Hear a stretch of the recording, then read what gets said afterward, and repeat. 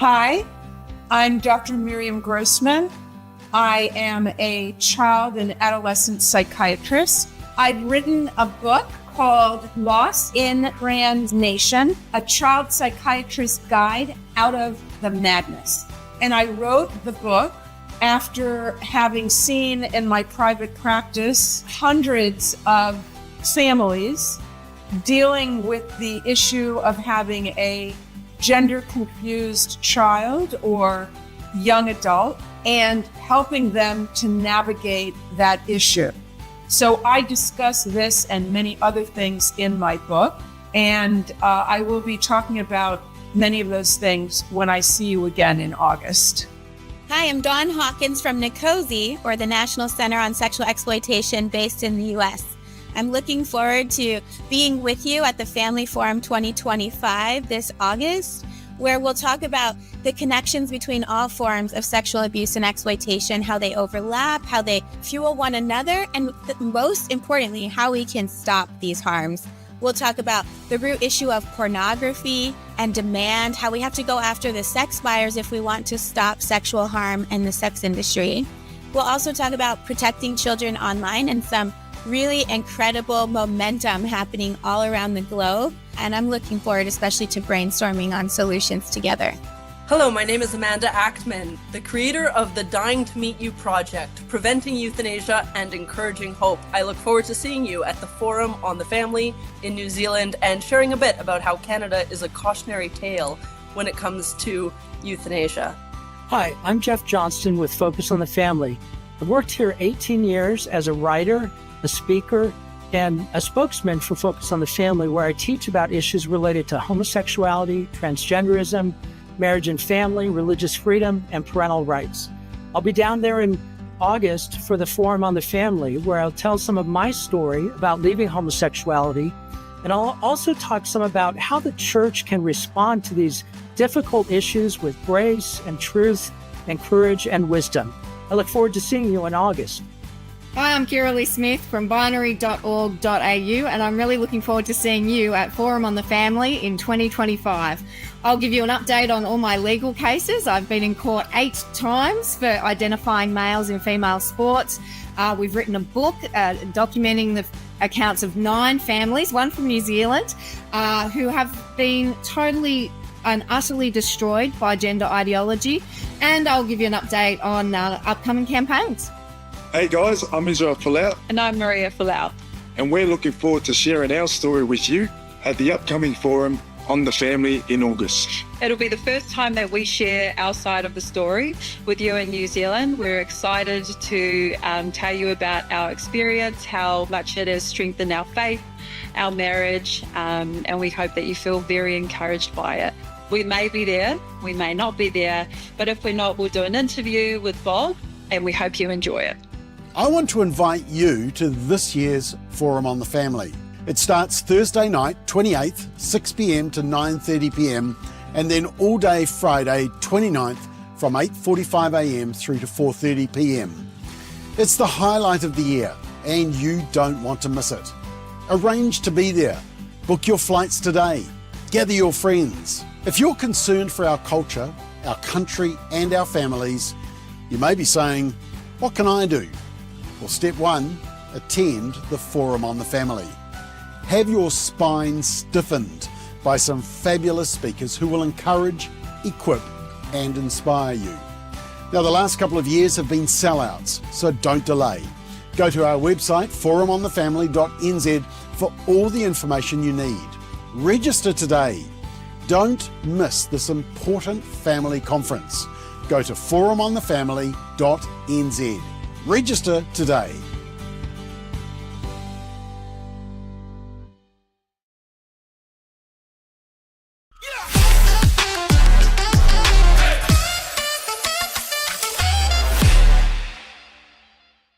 Hello New Zealand, I'm Bob McCoskrie. Welcome to Straight Talk. This is episode number 82.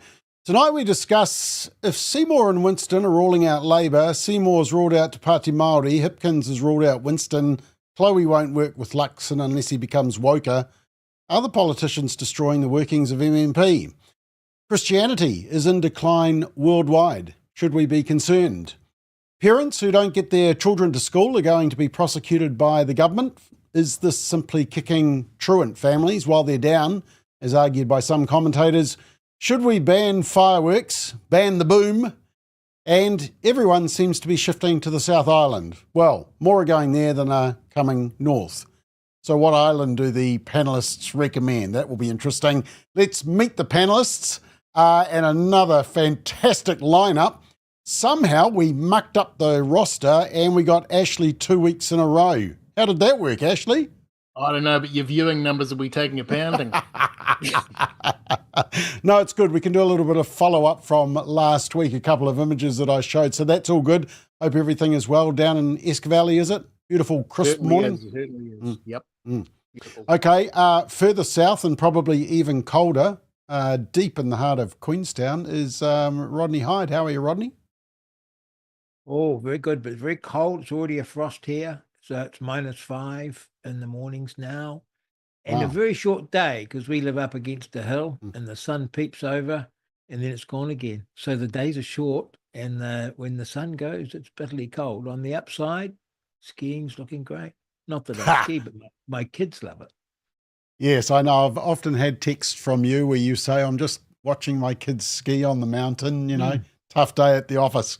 Right, slightly further north where there isn't snow, and that's South Auckland, and that's Susie Miller. How are you, Susie? Hi, I'm great, thank you. From tropical Auckland. No snow in Manarewa? Not ever. I think there was No, we once, get- wasn't there? Wasn't there a snowdrop one time, really wide, or slush? Yeah. Ah, I was in Okay. Samoa probably. Okay, and actually the last I saw of you, Elliot, you were in Woke Wellington. Are you still there? I have managed to survive. I have managed to get out of there. So whew, Okay. very happy. But lovely food, good food. Okay, well done. Image of the week this week. Sorry, Ashley, just a funny one because we were talking about the bromance between Musk and Trump breaking up. And then next minute, this tweet is put out by Elon Musk that says, I regret some of my posts about Trump last week. They went too far. So I just thought I would just say to all you panelists, if any of my texts or emails to you have gone too far, I apologize. Okay, I just want to make sure that we're all good on that. The video of the week in the United States. Sorry, we're on a bit of a theme here, and I'm really just racking up Ashley. Father of the Year, Donald Trump. They found a clip of him giving some fatherly advice to now what was his son's name? Barron. So this must have been taken about. He was born in 20, so it's got to be about 2011, 2012. Have a listen to the fatherly advice of Trump to his probably 5 or 6 year old. Kiss goodbye. Goodbye. I want all A's. Okay. Okay, all A's. And when you get older, what are you going to remember? No drugs, no alcohol, no cigarettes. And you know what else? No tattoos. I don't ever want to see tattoos on you. Now I'm gonna go. Yeah, first you will have lunch and then you go to school. Now you can do reading, writing, and arithmetic. Father of the Year, man. Reading, writing, arithmetic, and no tattoos. There you go. Basics. No Basics. comment. No Okay. comment. Okay, let's get into the topics. Actually, before we do that, Ashley, I did see a commentary from you on LinkedIn. You weren't too happy with Luxon during the week about Iran, were you? Oh no! So this is following the preemptive strike that Israel's taken in the wake of Iran, by all accounts, being right on the verge of producing a nuclear weapon, and Israel has basically taken on the responsibility of the entire Western world in dismantling some, if not all, of Iran's capability to wage nuclear war. And Chris Luxon, in his normal style, rather than acknowledging or just staying quiet on that issue or acknowledging that Israel had actually done something that was the benefit of the whole Western world, he came out and said that I can't remember the exact words he used, he was particularly uncomfortable. Then went on to say that it was his hope that the parties would have conversations. I mean, To talk about completely losing the room, ignoring the fact that Iran is probably the most dangerous power currently on the face of the planet, ignoring the fact that Iran have made quite clear that their entire mission as a nation is to wipe out the state of Israel. They make no secret of that. Luxon talks about the parties having conversations in the vain effort, I suspect, to come together and somehow put aside 150 years of aggression and tension and somehow work out their differences and I don't know, come to some sort of peace agreement, which is not going to happen. So yeah, I was just saying to Rodney before we came on, it was written in a fit of pique, but it was an extraordinary action on his part, and it just demonstrated his complete lack of understanding of issues around foreign affairs. It's a weird world we live in at the moment. I've never known where everybody is so friendly towards Iran, China, and I mean North Korea is going to be welcomed with open arms soon. It's just it's quite bizarre to watch, especially when we know Iran is funding Hamas. As well. You should say that because I actually thought in the last few days that what would happen would be the same thing that happened with Hamas in 2023, that suddenly the world would come to the aid of Iran. In fact, most of the nations of the world have been pretty muted, which suggests to me that they recognise what I just said, that is that whether they want to say it or not, Israel's actually done the world a big favour. And that if they can't praise Israel for what it's done, then the next best course of action is to say nothing, which is what most of them are doing. Yeah. Okay. Rodney, did you want to add anything to that? It wasn't on our topic list, but no, 100%. I thought Ashley's piece was right on point, and I mean New Zealand's position still is a two-state solution. I mean, no one on earth thinks that's ever going to work. No. And let's be clear, Iran's stated objective is to wipe out Israel. And then come after the West. It's not that they hide this. This is their stated objective. Extraordinary. And they have nuclear weapons. And I think a funny thing's happened, that everyone's sort of tutting Israel, but actually everyone's really glad Israel's done it, including in the Middle East, because the rest of the Middle East don't want to see Iran with nuclear weapons either. Even the media, Rodney, who would normally be absolutely castigating Israel, have just gone quiet on this because I think everybody really knows. This has been a necessary job, and I was very proud to see, Ashley, that you spoke out and gave a full-throated support to Israel, taking on the responsibility of defending the West. We can only hope and pray that the people of Iran get free.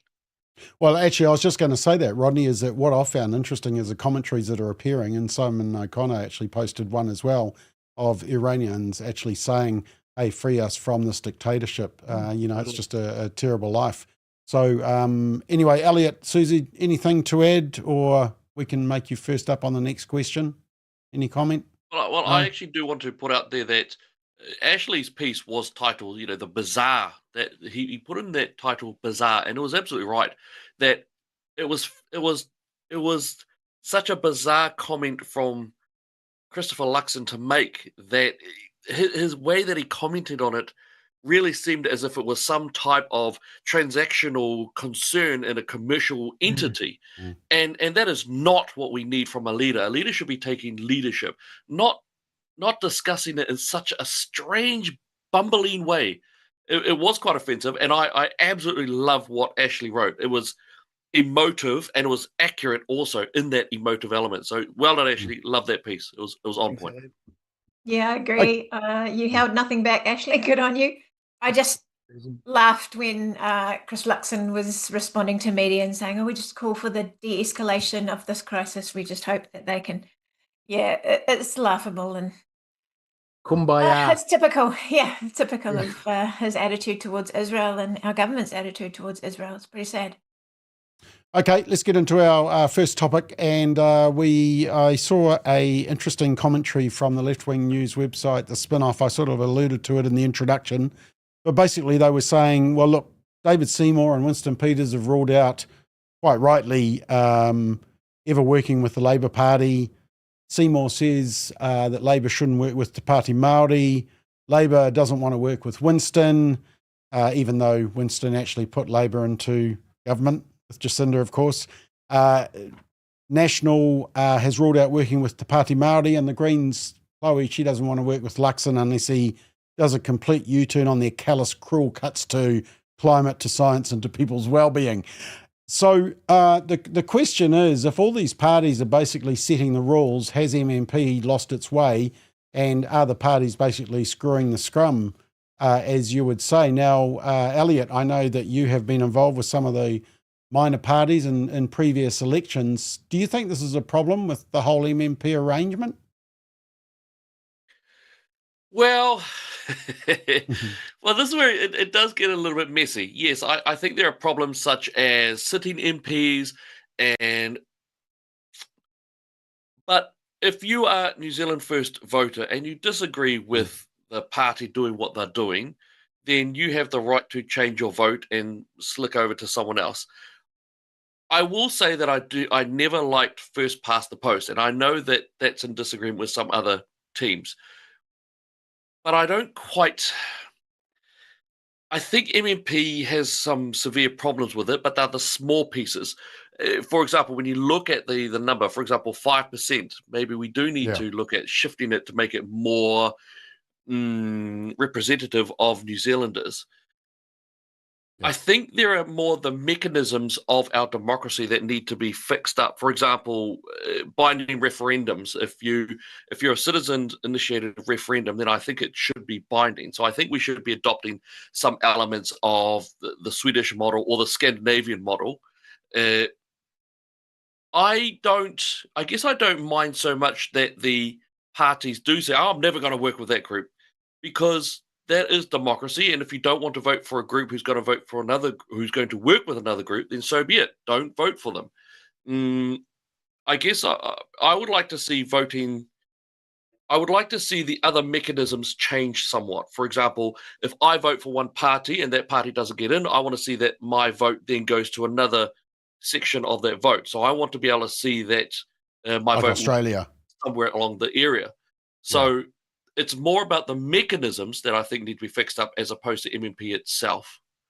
Yeah, like Australia, the preferential voting. So if your first party doesn't get in, your second, and then your third. Although there's still some gerrymandering in that as well, because parties give their preference. I don't quite know. I was just Googling the percentage of the wasted vote, and it was around 7% in 2020.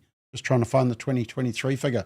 So it's quite a big percentage that's dropping away because parties aren't getting to the 5%. Susie, do you think it's a problem when parties are basically saying they're not going to work with anybody? Shouldn't they be just waiting and saying, well, we'll see what the electorate decides and we'll deal with the hand that we're given by the people, because that's what democracy is about? Well, I think it's just politicians being politicians, doing what they do so they can keep their jobs. That's their primary focus. I think Winston's leading the way again. I think it's more necessary because of the way the polls are going, with both Labor and National being at 30%. It's necessary for him to say, look, if you want the blue train back, you better vote for me, and I'll help National. I think I was reading the article that you sent through, and I thought it was an interesting take by spin-off, because they open with part of the appeal of MMP was that it might constrain some of the worst excesses of the political executive. Right now, that is starting to look a little naive, and I thought, oh, that is such a leftist take. MMP failed the country in 2017 when you got a minor party getting the least preferred major party, and so we got Jacinda, and the rest is history. And if we do want an example of the worst excesses of political executive, we can look no further than 2020, because Labor had no constraints whatsoever, and they led with the full backing of the voting public, and she divided the nation, and that's what we got. With the current system. Yeah, it still amazes me in some of those interviews with Jacinda with her new book. You know, they were going on about how she became a leader 6 weeks out from the election, and she won the election. And I'm thinking to myself, she didn't win it. She just got a beautiful sleight of hand from another party leader. Absolutely. I can understand why New Zealand First certainly wants to make it quite clear that they're not going to do that again, because they'll lose a whole lot of voting. So I understand why Winston might be doing it. Rodney, were you in Parliament when through the whole of MMP? That's why you were in Parliament, wasn't it? Because MMP Indeed, I allowed that to get in. Yeah. I owe my entire political career to MMP. So are you a champion of MMP? No, I despise it with every fibre of my being. I oppose all proportional representation systems because every one of them empowers the political parties, and particularly the hierarchy of the political parties, MMP especially so.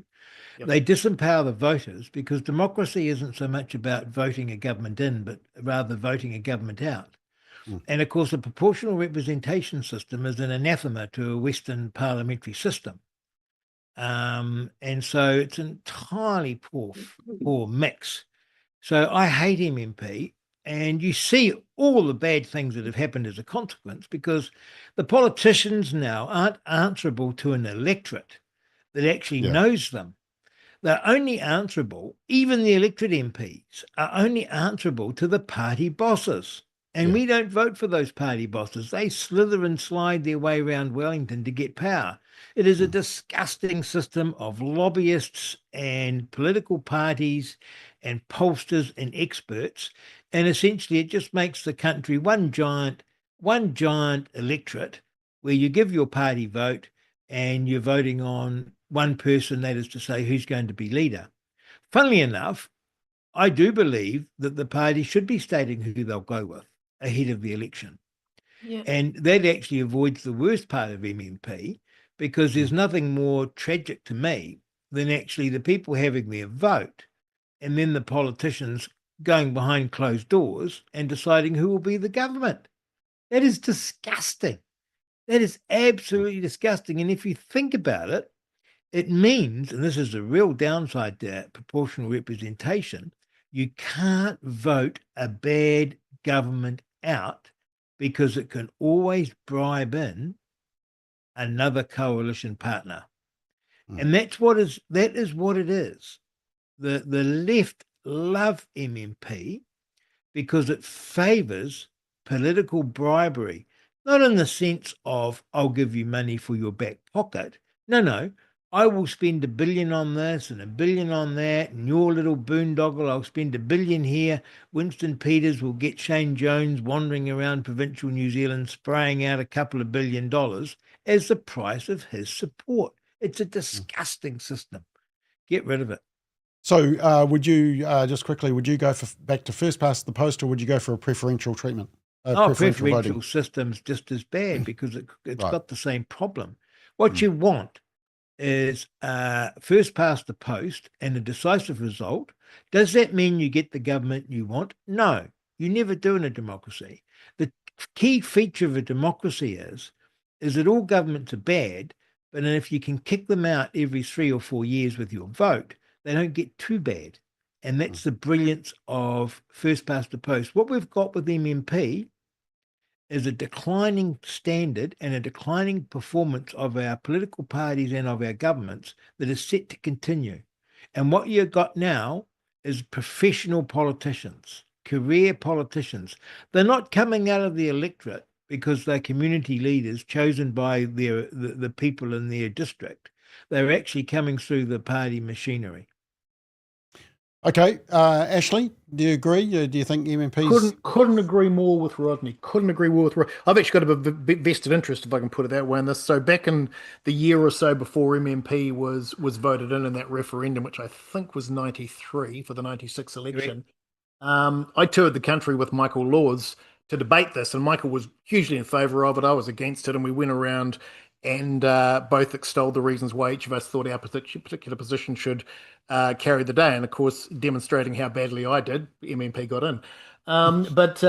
So in the years since then, everything I feared about MMP has been what's happened. All of the reasons that I put forward as to why it wouldn't work or why it would be bad for the country have found life and proven to be real. The worst of which the thing I pushed most at the time was this idea that the tail would wag the dog, this idea that you would get small parties with just 5 or 6% of the vote who would essentially decide who was going to be government. And of course, that's exactly what happened. And it's interesting, the point earlier about Winston in 2017, that wasn't a quirk of MMP. That wasn't an unusual manifestation. That was MMP in action. That was what MMP does. It produces governments that are determined by very, very small groupings of voters. Well, remember 1996, Ashley?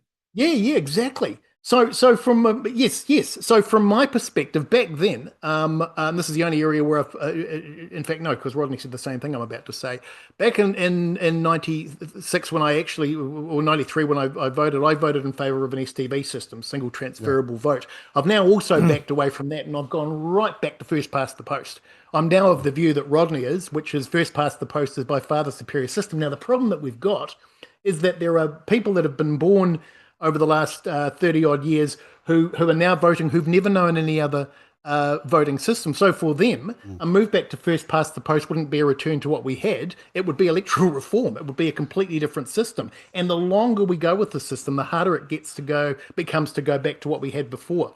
Now, the only thing I would have argued in favour of MMP, the only thing I would have thought, well, this is one good thing that could come out of it, is that you could have had the emergence of a good, strong Christian party. It would only have needed 5 or 6%. The problem, of course, and for anybody who's watched the movie Life of Brian will understand this reference, but you've got sort of, the Popular Front and the People's Front of Judea. You haven't got Christian parties in this country that have actually been able to come together and form a cohesive group that people can vote for. So the one reason that I might have actually held out and said that's a good reason to vote or to have a MMP system has failed utterly, and appears like it's still going to fail going forward because they still can't talk to each other and still can't make that work. So for me, worse, actually, the political parties, ACT and National, have expunged the Christians from their party. Totally. They've used the party hierarchy.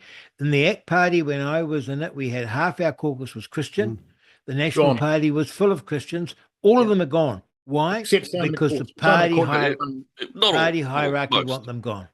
Yeah. So from my perspective, Bob, it's a disaster. It was always going to be a disaster. It's played out exactly as I expected it to, and sadly now we're probably stuck with it for another generation.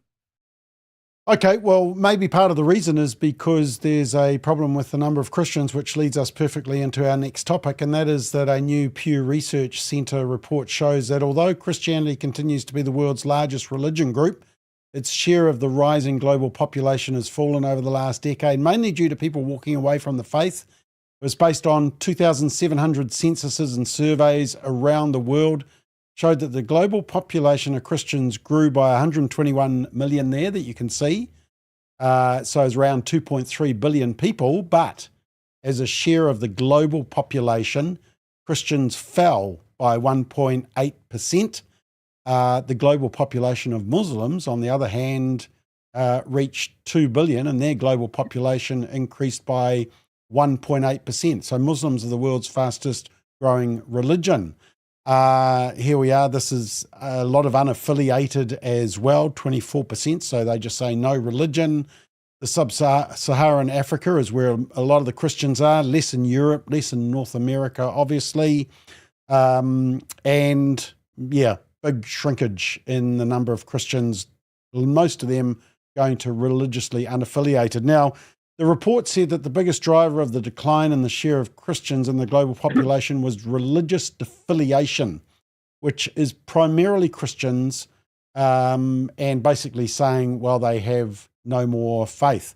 Now, the other thing is that Christians dropped below 50% of the population in this latest report in the United Kingdom, Australia, France, and Uruguay.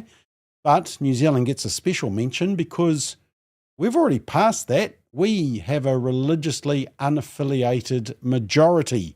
Just to show you exactly what I'm talking about there, in our latest census, 51% of New Zealanders say no religion, and about a third say Christian. Just to show you Christians in proportion to the whole population, blue is the whole population, pink, is that pink, orange? Pinky orange is the Christian population, and you can see it from 1950, where almost the whole population was Christian, It has decreased massively. One more chart before I come to you, Susie, because you're the pastor, so you've got all the answers. This one shows that the wealthy countries are the ones with the lowest religious adherence. So wealth replaces the need for God. And there's New Zealand way over there because we're wealthy, well, semi-wealthy, and low faith. And yet it's the poorer countries who maybe they need God or realize they need God, and money is not their God. So, Susie, have we got a problem, Houston, or is this just weeding out people who say they're Christian or churchgoers or like to think they're religious, but they're not really, and it's actually not a negative? Yeah, my comment would be, like, in terms of the way surveys are received, that for every disaffiliated Christian in the West, there's an unaccounted for radically saved Christian in a communist or religiously controlled country who isn't really able to openly profess their faith in a survey because they'll be thrown in prison.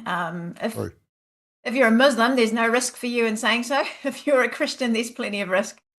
And I think all those disaffiliated ex-Christians who've replaced their faith in God with faith in nothing or with faith in money have created a vacuum, and one that is being filled fast. Like, you look at UK, France, Germany, how is their growing Islamic population going for them? How's that working out?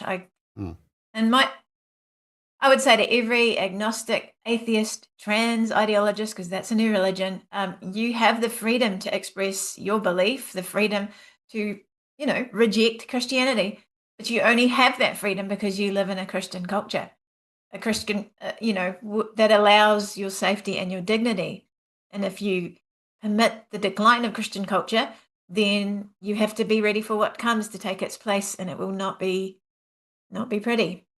We who know God, know the ultimate love of God, has two distinctives no other religion has. And I'm just going to be all preachy here for a second, but we have a God who actually died to save us from sin and who rose again. I just don't know any other religion that has that. And our God gives us the freedom to choose. And it's profoundly loving, the way that God says, I place before you life and death, blessing and cursing. Choose life so that you and your children may live. There's no better there's no better God, and there's no better offer in this life that you can compare to what God says. And so my message to any disaffiliated Christian who might be listening is, any person who's trying to do life without Christ, go to church, read your Bible, talk to a good Christ follower, because if you don't have Christ, all your best intentions will be simply intentions, and you need Jesus in this life and in the next. That's Well my said. big message. Well said, thank you. Ashley, do you agree with, I think what I'm trying to argue is that cultural Christians, because the culture is rejecting religion, therefore they're rejecting religion because they're just following whatever the culture is telling them to do. I completely do, Bob, but I think these figures actually mask the real issue. I suspect that the number of Christians, and I'm going to define that term in a moment, is way less than 28.8% of the world population. When you look at how that's done, it's the way Stats New Zealand do it when they're doing the census here. A Christian is somebody who calls themselves a Christian because their mum or granddad was an Anglican or a Methodist or what have you, so they think they are as well, or somebody who might turn up to a church. If you take the Bible definition is really clear. If you believe with your heart and confess with your lips that Jesus Christ is Lord, you're saved. That's the definition of a Christian. If you take that 28.8% of the world population, whether that's slightly gone up or slightly gone down, I suspect that a fraction of that number have actually adhered to that definition. Now, it's not for me to tell people what their relationship with Jesus should be, but if you want to be a Christian, you need to actually take on board seriously what the Bible tells you, and it ain't that. So for me, I agree with you. I think it's a cultural phenomenon, but it's a cultural phenomenon that is, the ambulance is much, much further toward the edge of the cliff than these figures would suggest. Rodney, you're one of the newer members to Christendom. What's your thoughts on all this? Well, I agree with everything that's been said. I must say I have a tendency to support minority positions, having been an ACT MP. But A year ago, I saw New Zealand having 1,000 problems and couldn't believe it. When I look across the country, just everything just turned to rottenness. And of course, now with the Christian faith, I see but one problem. That is, in my youth, 80% of New Zealand identified as Christian. And yes, a lot of them were cultural Christians, no doubt. But they actually followed the ethic of being Christian. And we lived in a very Christian country. And so we had standards, what a man did and a man was, and what a woman was and what a woman did, how we respected children, how we talked to each other, how we respected each other. Nowadays, of course, we're 32% Christian, and I agree with both of you, that's much smaller than that. That explains the rot, because everyone believes something, and everyone is following someone, and the people are lost. And so they've got new religions, the trans religions, they're following pop stars, they're following crazy people. And we're following the truth, and we're following the Lord. And that's what we need to get back to. Everything else, to me, is peripheral. We're not going to fix what's happening to our kids in the school until we accept Jesus as our Lord and Saviour. Well said. Elliot, can you wrap this all up? Should we be worried? Yeah, well, definitely, and I do agree with what everyone has said. My little addition would be that when you look at it, you're looking at the Western civilization, and you're looking at the Western countries that are seeing this dramatic loss, this dramatic drop. And what we see as well in terms of a pattern, when you look at the Muslim world, their society, which was their Islamic society, also has no problem with having their equivalent churches as part of their nation. Now, in the Western world, churches have abandoned the society that they were building, because there's no doubt that in terms of Western civilization, it was built on a Judeo-Christian principles, values, and morals and ethics. But then a few decades ago, for some reason, or even just a couple of decades ago, the church has abandoned the very society that it had built. So there's no doubt as to how it was that these other ideologies rolled in there and replaced a vacuum that churches, for some strange reason, decided to leave. And when you look at the idea of organizations and institutes, yes, the decision to be a Christian is a deeply personal one. It is one to be made between one individual to God. But the organization that was at the same time a support structure, also a moral guardian, also an accepted form of ideological parameters, when they left society and went behind their buildings of glass and stone and wood, those other ideologies rolled straight in. Socialism, as an example, which was very strongly present in the 70s and the 60s. It was as if they were just waiting for the churches to back off. And as soon as they backed off, they rolled in. Now you've got transgenderism ideologies that are very negative in some Western cultures. In some Western civilizations, you now have a strong Sharia law component to it. If you look at Britain and London, especially, many of the mayors, many of the rules are now being built from that Islamic center. Why? Because they kept their powder dry. The Christian environments, the Christian entities have backed straight out of those societies that they built, that they led. They ran off, and those other ideologies rolled in. So yes, there is an individual element, but I want to point out there that as churches have abandoned the very societies that they built, this is what was always going to happen. Amen.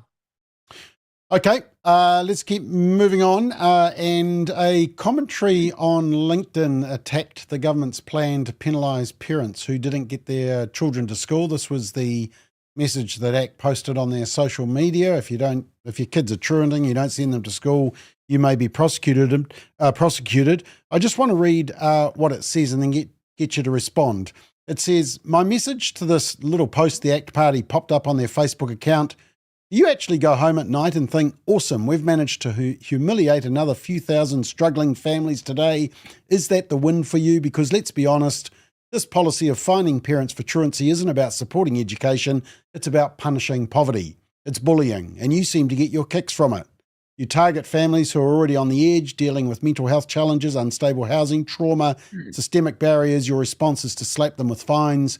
Do you truly believe that fining someone into compliance changes their circumstances, lifts their burden, or helps their kids learn? No, what it does is push people further into crisis. How about using the energy and the funding to actually support whānau, invest in social workers, school counsellors, community connectors, food programs, wraparound services that make a difference, that actually shifts life trajectories? But no, you'd rather wield the stick than offer a hand. This isn't leadership, it's cruelty wrapped up in a policy. Now, just before I get your response to that, this graph just puts things in perspective. So this is school attendance, and as you can see, it plummeted. So just look at the red line, that's the overall line.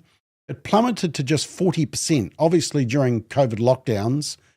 But even before COVID, it was hovering around 70% of kids regularly at school. And it's sort of just getting back up there. And the other thing to note is that the two bottom lines, the dark green and the light green, are Māori and Pacifica. And look, that's still at around 40% attending. So we have a problem, Houston. But this commentator says, well, don't kick families that are already down. So I'll come back to you, Susie, because I know you're on a school board of trustees, so I'm interested to hear what you have to say. But Elliot, I might start with you because I figured out that I think you have the youngest kids of all of us. Do you think there is a problem, and do you think this is the best approach, or is it just part of the whole package as well? So the ACT policy is a very libertarian policy. It's very in line with libertarianism. Very brutal, very user hits. There's no kindness and there's no gentleness. I hate using the word kindness because of it's been ruined by the Ardern government. But it's a brutal policy. It is absolutely no way should it be in there. Now, I've had the benefit also of being part of a school system as well as other educational alternate education forms as well. So I've had a more spectrum of being amongst those at-risk youth as well as being part of a school community where the parents were very heavily invested. And in those ones, yeah, absolutely. When you've got an invested parenting community, great, thumbs up, it tends to go well. But even in the areas where I was working, where it was very, basically the gangster kids, as long as we had jobs where we would go out to the families, knock on the doors, go, hey, come, where's the kids? Get them out here now. Let's go to school. And it was so, it makes a more sustained attendance to school, because once that culture is affected, it becomes wonderful, because then the kids are going to school. But not only that, parental engagement tends to go up and curiosity about the school goes up. It's a wonderful form. If you're going to just punish, we know full well that the parents don't generally afford it very well, and that's got to cause ongoing ramifications. And it reminds me of this thing I saw from an ACT supporter who said, when they were talking about the abortion thing, they were saying, if you can't feed them, don't breed them. And I've heard that phrase before, but there's such a brutality in that phrase. The policy is quite a brutal policy, but it's one that you would expect from a libertarian style position. The fixes are a lot of what that commentator says, if not entirely. But yeah, this policy is a foolish policy that's not going to work, and we know that. Okay, just before I go to Ashley, so do you think though that the policy is hitting families while they're down, or do you still think that actually some families are just being lazy and they actually need a stick and carrot? A few of the families are lazy. The form of punishment you would not hit them with a fine. It doesn't make sense. In terms of how you want to access them, if you think back into the 60s, 70s, and 80s, a lot of the time you'd actually have school teachers who would wrap their knuckles onto the door and say, right, where's the kids? Bring them out. And that was known to be very effective. After that came your youth workers, your guidance counselors, and that they rapped on the door, and then the kids came out. That was also successful. It's only been in the last couple of decades that we've seen this problem really come up, and that's been after also the whole policies around schools that came up in, I believe it was the 90s, and alongside that also had the drops in the consistent forms of education, the PISA reports, the modern learning environments, all of this nonsensical stuff. So if you want to go straight back to the old school, it works, and we know that because of the schools that it does work at. For example, AGS, eggs, and forms like that. Okay, I got my theory as to why it's got worse, but I'll hang on to it just for a sec. Ashley, what do you reckon? Not very often I disagree with my mate, Elliot, but I'm going to here. So a couple of things. Firstly, I do agree with them that this policy itself is too harsh, but that's not really the issue here. The ACT policy is almost a red herring. It's a false flag. And I take his point about kindness, but here's the point. Here's the issue for me. As a parent who's got responsibility, you've really only got 3 responsibilities when it comes to your kids: to clothe them and put shoes on their feet. That's 1. Equally importantly, to put food in their mouths. And the 3rd one is to make sure that they get educated. Now, you might choose to homeschool them. Good on you. If you can do that and you've got the commitment to do it and you're prepared to do that, good for you. If you're not, you take advantage of the system that's available to you. If you can't do that, you're not a parent, frankly. And so to that 30% of parents, or 40% or whatever it is, who are saying, I can't be bothered, I take Elliot's point. I understand all that. But at the end of the day, that's your job. You bring kids into the world. You've got a responsibility to make sure those kids get educated. If you don't, there's something wrong with you, and that needs to be fixed. Okay. Susie, I'm really interested to hear your opinion. 1, because you're coming from a school trustee, so you're seeing the issue and you want kids to be at school. But 2, you got the pastoral hat on as well, because, you know, some families are under the pump. So how much do we need the stick? Well, yeah, I'm working at the moment, offering a parenting course at my school, and the stick is pretty effective. It's a different stick, but some of the parents that I have to be there because part of their conditions with whānau ora. So they're, you know, to preserve custody of their children or continue to get the benefit, they have to come and see me and get chocolate biscuits and and encouragement to be responsible, to work out your communication, to have goals as a parent. And I'm actually really enjoying it. So I'm calling on David Seymour, give me the money, and old wise parents like me to get into communities, and to, I think that's the area that needs the most aid, I guess, is just teaching the younger generation to be parents, because they just are a little bit clueless. I think we've created a problem with too many benefits, I would say. So I see families who they just aren't motivated to do very much, because they'll just keep on keeping on, and you know, Thursday rolls around again. I do. Well, Susie, that's a question I just wanted to ask, because they said, well, basically you're just targeting families already on the edge, dealing with mental health challenges, unstable housing, trauma, systemic barriers. Does that really sum up the families who can't get their kids to school, or are there families that are doing quite well, but they're just slack? Elliot and I have seen the laziness, just the slackness. She is from the South Island. All of her work has been in Australia and in other areas, and but we know what it's like here in South Auckland. So I think there's plenty of support. There's plenty of support if you want it, if you grab it. I'm with this from a board of trustee point of view. My school is working so hard that they've consistently hit 80% attendance this year so far. Wow. Because they I They know. understand Mondays and Fridays are the worst days for truants, and they just get it. We know our families. Going back to that parenting course that I do, my social worker has to go to each of the 7 parents and just remind them, and in some cases just offer to drive them to the course. So we're dealing with some generational issues. I think you were showing that both Māori and Pacifica trends are pretty bad. I can speak to and link back to our discussion about disaffected Christians. Like, I know that you used to have a lot more families in churches, and in that environment, your aenga encourages you. Like, it's kind of shameful not to show up to school.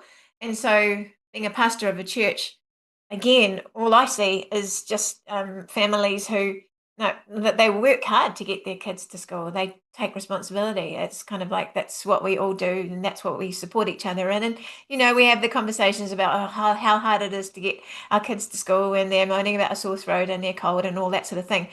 But being in a larger, wider community who encourage like having discipline in your life and being good parents breeds good parents and overflows into your community. So I think, with less people like having Christ in their lives, having motivation, I'm speaking to parents and I'm just saying, hey, you've got all the best intentions in the world, but you need the Lord to give you wisdom and help in parenting because it's hard.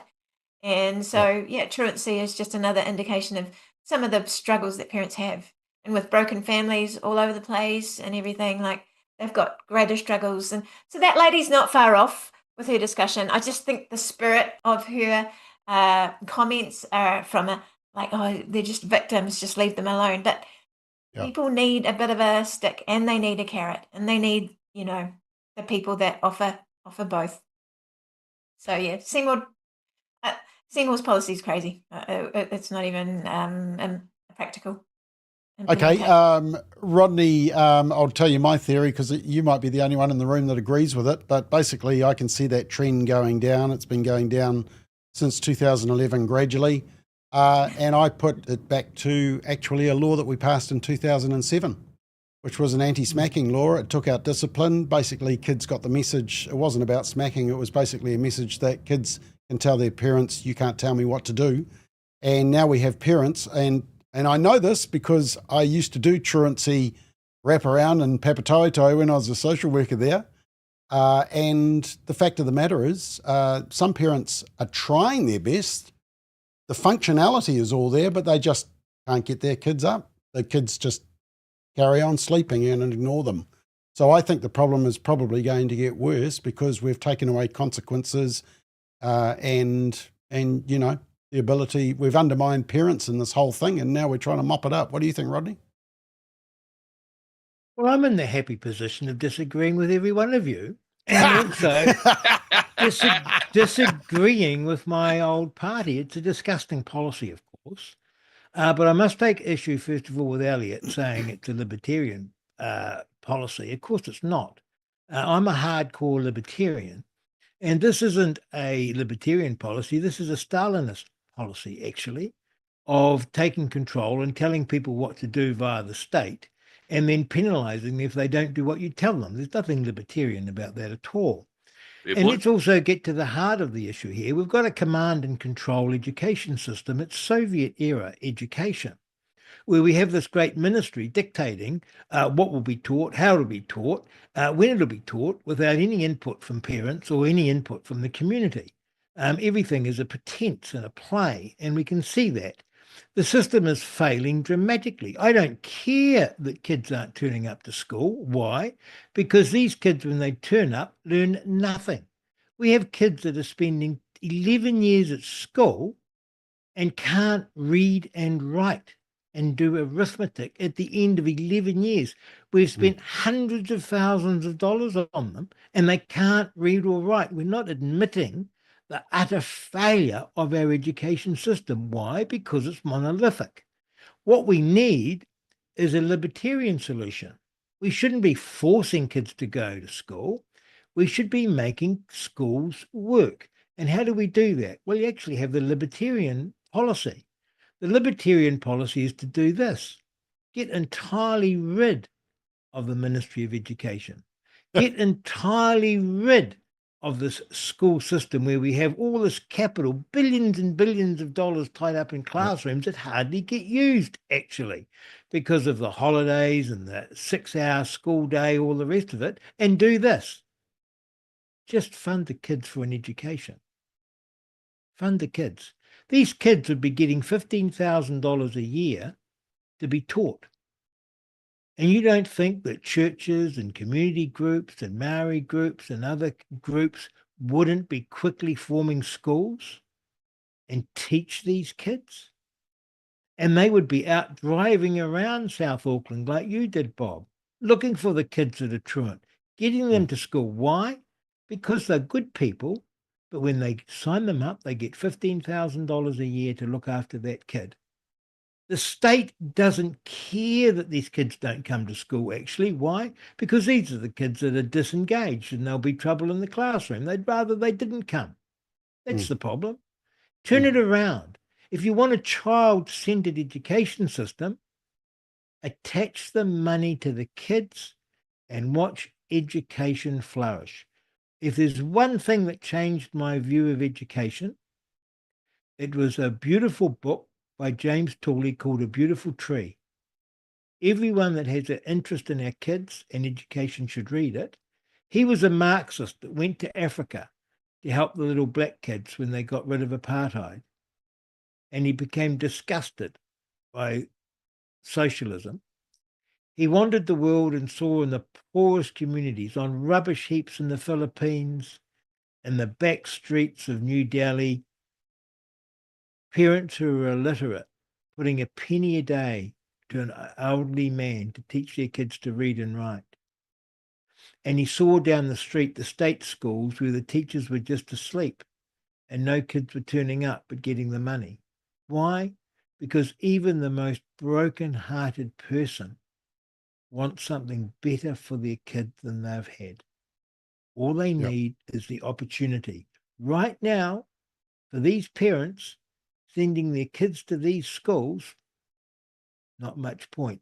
Sadly, I've had to deal with kids who were doing well at school, couldn't keep going to school. Why? Because they'd be beaten and raped because they were doing well at school. Are you going to force those kids to go to these schools? We all know this is happening. You can't force a kid to go to that school. I'm not suggesting for a moment that that is the reason for this high truancy, but the idea that we get a big stick and start waving it around and send your kid off to a failing school because you've got useless teachers who are so pathetic that they can't be bothered to teach a poor kid from South Auckland to read and to write disgusts me. Fix the problem. Okay. Ashley, you had a comment? Oh, yeah, no, I had an epiphany halfway through that whole thing while everybody was talking. So firstly, Susie influenced me with what she had to say, which made me feel a little bit guilty about my loveless reply. And then listen to Rodney. And I remembered, and Bob, you'll remember this in the very early days of Straight Talk. I think I talked about my own wagging when I was at school.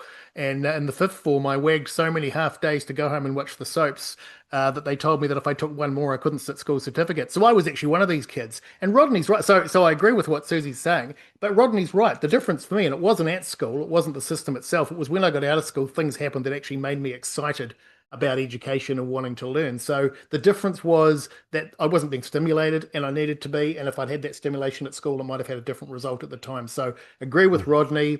Have been chastised and shamed by Susie and Elliot. I'm sure you.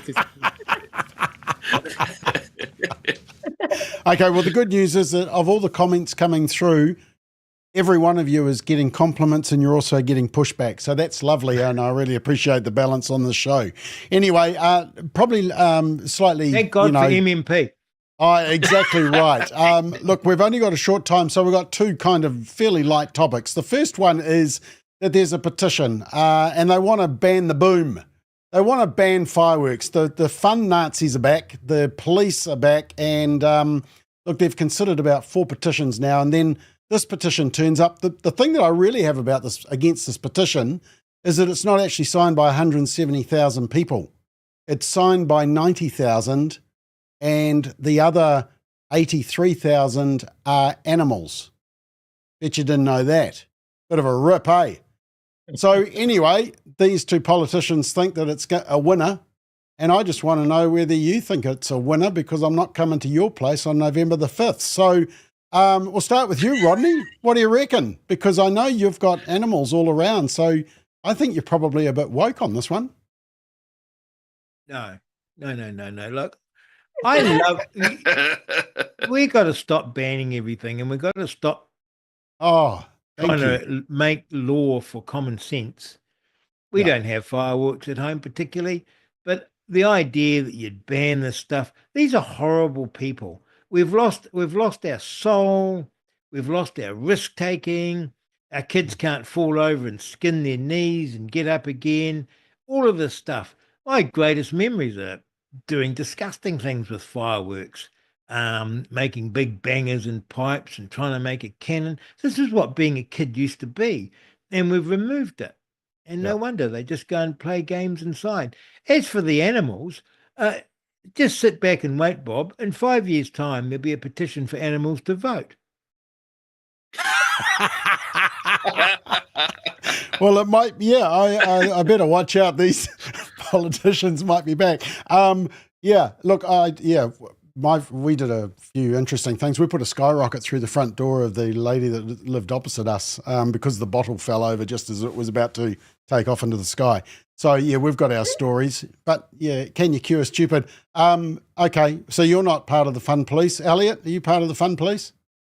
No. Keep the fireworks. They're awesome. Okay, good. You haven't ever had a... Yeah, that was a nervous laugh. Susie, are you the only snowflake amongst us all tonight? I just want to say girls play with fireworks too. I blew a firecracker up in my hand and I couldn't hear for days. Anyway, Hey? Oh. Yeah, I'm a little bit deaf now, but no, I'm a bit weirded out that New Zealand cares more about cats and dogs than about kids. I'm all about the babies, so give me a petition about saving children born and unborn from extreme stress leading to injuries, fatalities, and going missing. That I will sign in a heartbeat. But this, all this business is kind of, please. Next. Okay, well done. Oh, well, so it looks like it's only Ashley coming from the wimpy left. That's right. So firstly, let me say, I bet you those animals were puppies. Wait till they get old and they get mortgages and kids, they'll feel a bit differently. The one thing I will say, and if only to play devil's advocate, because I don't really have a strong view on this one way or the other, but if we had a tradition, and we'd had it for the last 50 years of going it with a gun on one night a year and shooting, and not shooting people, but accidentally shooting people occasionally and doing damage, but most of the time just harmlessly shooting into the air, and somebody said, hey, that's perhaps not such a good thing, maybe we should stop it, we'd probably agree with that. And this is kind of the same thing. Don't have a strong view on it, but I like the idea of shooting guns in the air. Well, yeah, you act, you see, so there you go. So I can probably marginally understand the rationale behind it, but yeah, I'm probably with the team on overall. Okay, breaking news, guys. Ashley's gone woke. Okay, excellent. Okay. Just one other survey. So that was 4-0, I think, wasn't it? Or 5-0, wasn't it? I get a casting vote, so 6-0. Now, the other thing that we were just going to talk about tonight is that the latest statistics show that 40,000 people have moved from the North Island to Canterbury in the last 6 years. And new figures from the 2023 census shows that about 86,000 people moved from the North Island to the South Island between the census. And that's 30,000 more than went in the opposite direction. So in other words, the more people are going down to the South Island, and the big growth areas are the dark areas. So it's Queenstown Lakes, that's you, Rodney, Selwyn, which I think is Brendan Malone, and in Auckland, it's Papakura and Rodney. So if you think the traffic sucks in Rodney and Papakura, now you know why. Because all the South Islanders have come up with their V8 gas guzzlers and going slow on the motorway. But Rodney, why did you move to the South Island, or have you always been South Island? Oh, I grew up in the South Island. Look, Okay. I think this is sadly an affordability issue. all around New Zealand now, it's impossible for a young man with a wife and kids to work and have a prospect of ever owning their own home, but more of a prospect in the South Island. I think there's another issue that I certainly notice, and that's racial tension. In the South Island, there's a lot less racial tension, and in much of the North Island, it's palpable. So I think that's a plus too.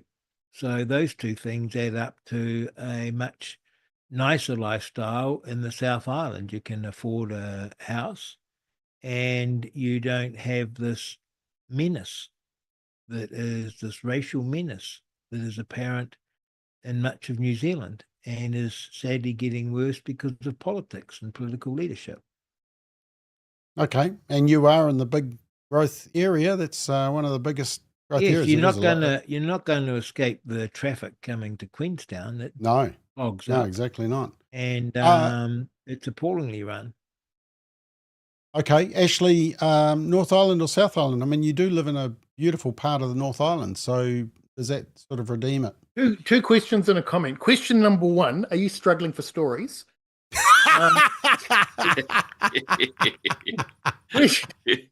Question number two. It's our warm, fuzzy approach. Clearly. Question Light number and shade. two, how is redistributing people around our fair country? We're not talking about going to Australia or Pommyland or somewhere. We're talking about moving them around our country. How is redistributing them equally around the country a bad thing? I think that's a great thing. I tell you what, less people on the road that I go to work every day would be brilliant. There you go. So, and here's the third point, though. So I live in Hawke's Bay now, moved back here about 3 or 4 years ago from the big smoke. And one of the reasons I was able to do that was because the culture has changed and I can now do what I do remotely. I can use this thing, Zoom, and I can talk to my team around the country and I can manage them and I don't have to be where they are. There are hundreds of thousands of people, probably not hundreds of thousands, but there's certainly tens of thousands of people in this country who are taking advantage of the changes in technology, and they're doing just that. They're upping sticks from the big smoke. They're going to other parts of the country where they can live a better life and a cheaper life, and they're still doing what they were doing in those bigger centres. I think it's fantastic. So you said you didn't like this topic, and then you went on that big rant. Make up your mind. And I'm a hypocrite. Unbelievable. You're if so you don't want inconsistent. hypocrisy, do not invite me onto the show. 2 weeks in a row, we've had the hypocrite. Susie, you're South Aucklander born and bred, aren't you? But you know, your family did come from the islands. What an adjustment in terms of climate. But my husband's from Rangiora, and recently I did a big tour of the South Island, and it was both beautiful. Wanaka in particular, I thought, oh gosh, I could kind of live here, but it's so jolly cold for us islanders. All of New Zealand is cold, but especially the South Island. But I think I'm all for the spread. Yay. Like, I think I was watching a clip one day, and our landmass is the same or bigger than the whole of Great Britain. I was like, is that for real? Yeah. And everybody like concentrated up here in Auckland, like, move. Some of you move, but not me. And not my kids. They all need to stay around me. Yeah. But stay where your family is. I think that's an economically intelligent decision to make. If you're trying to get a home, do it together. South or Okay, north. I just this quick comment, Gordon, which is for you, Ashley. No, not that one. Oh, did I send the wrong one? Maybe I sent the wrong one through. It just says, oh, here we go. From Dean, Hawke's Bay has become tainted with bad people moving in. That's you, Ashley. I just thought that's totally applicable. Elliot, you got the final say. Why is everybody moving south? Oh, yeah, absolutely. Cheaper, cost of living, wonderful experiences that you can have at South. I actually know quite a few people who've gone down to the deep south, even down to Invercargill, Gore, Bluff. So I actually know a few people who've done that. They have no regrets whatsoever. And I will actually say that some of them are brownies who are saying what Rodney has said. They can't stand the racial stuff going on up here, so they've gone down there, and they say they love it. And let's just say, our brownies, they've been a lot more brutal with what they've said as well. I can't stand it. But they love it, and I absolutely agree with what Ashley said. It's wonderful to see that some people are leaving Auckland and going into other centres. Even if the host population are not desiring of Aucklanders to I have a question though, Elliot. Why are young girl guides going to the South Island? Oh damn! I don't know those. I don't know those ones. Brownies. Brownies. Oh, brownies. Oh, Ka-ching. my gosh. Okay, that's time out. Ashley's coming out with the dad jokes. We need to get out of here.